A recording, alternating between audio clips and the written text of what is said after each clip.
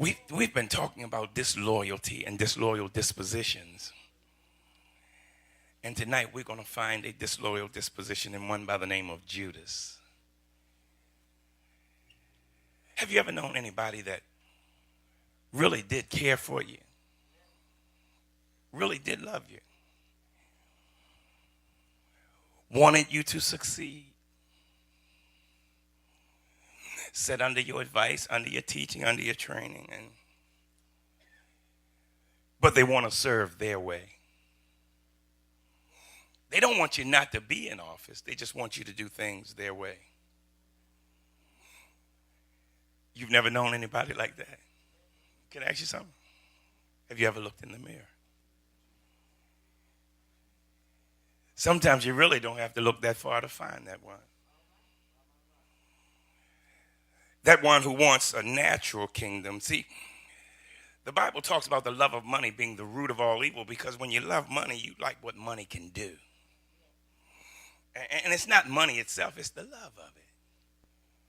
But when you want a natural kingdom, money rules this domain. So when you misguide it and think that God's going to set up a natural kingdom, it's easy to see why you love money so much. I wonder who in here got a love affair with money right now. The Bible says you can't love both mammon and God, because you're going to hate one and love the other. Sometimes it's reflected when giving time comes. You're that one that really doesn't want to give too much. And when you give a lot, it's because you have a lot. I had a young brother come to me. I'm not going to call no names because I know he wouldn't want me to, but came to me tonight and gave me 2 or 3 bundles of money. And I know that it can't be just that he's this wealthy man, but he says it's time. I've got to learn how to give past me. See, sometimes you got to train yourself to do what you don't want to do, because your biggest enemy is you. See, because that one that loves money so much, it's really not about what the money is alone, but it's what the money can do for, what it can do for me in this world. But training myself to shake off everything but him. And coming up with people that, what do you do when somebody really does care about you, but they're so stuck on them? Judas's attitude, that, you know what it really says when it's all said and done? I'm smarter than you. You know why I said that? Because he has to think he's smarter than Jesus, because he's saying he can love Jesus and money. Jesus says you can't. So if you're saying the opposite of what I'm saying, you must think you're smarter than me. That's what happens in church a lot. You get a whole lot of people that are academically accomplished and they think they're smarter than you. And that same attitude comes in. I want you to be in charge. I'm not trying to be in charge. I just want you to do it my way. See, I don't have to get on the throne. I want to control the throne. Just do it my way because I'm smarter than you. I went to school for this.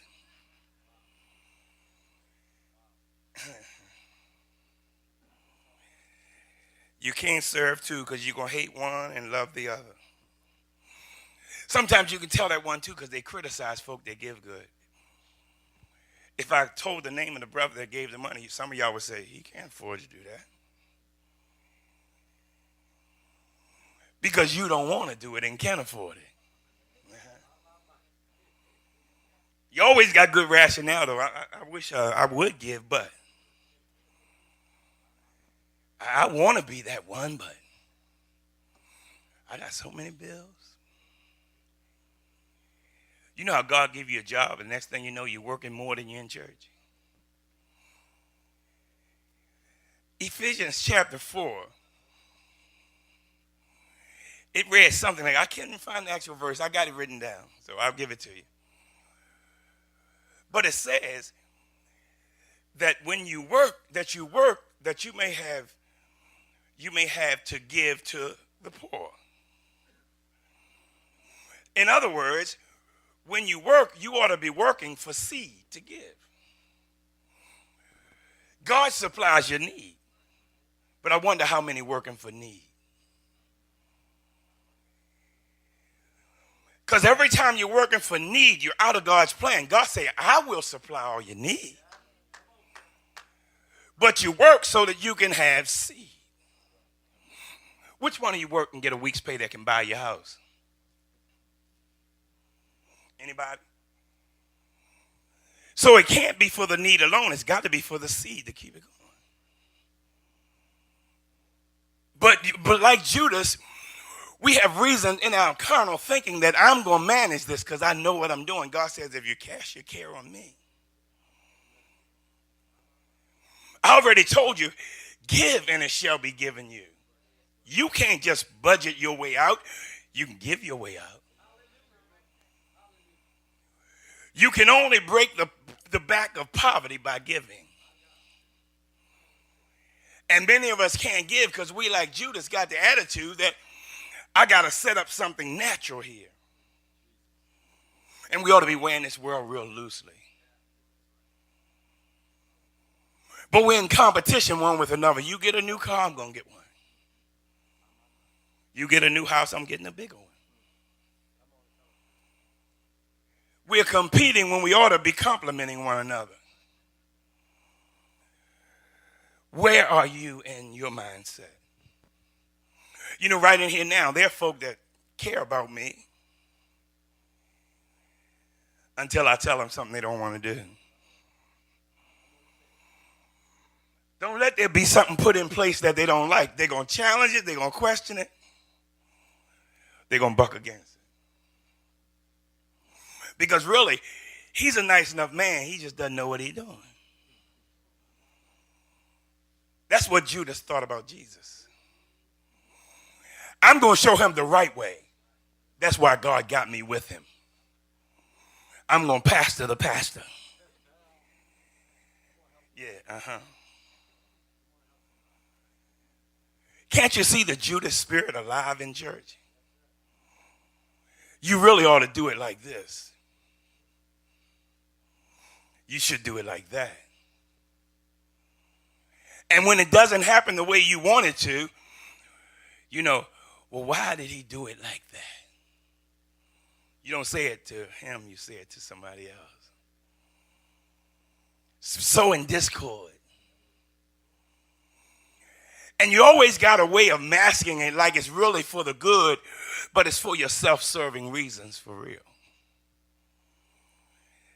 Let's look at some things that turn to Matthew chapter 10. We're going to just jump around a little bit. We're going to do this quickly because time has gotten away.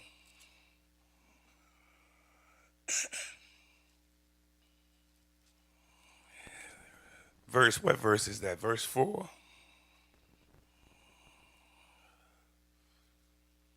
It's talking about the ones that Jesus chose. And when you look at the name in there, Judas Iscariot,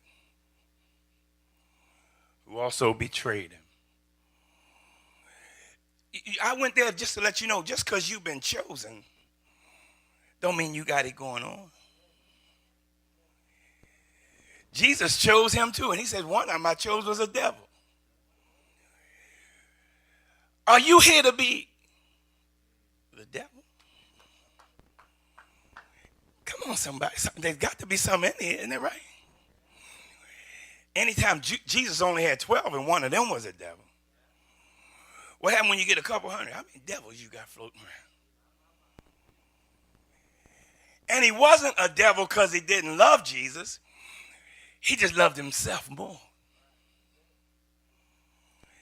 He says, I've chosen you, but you don't have it made just because you've been chosen.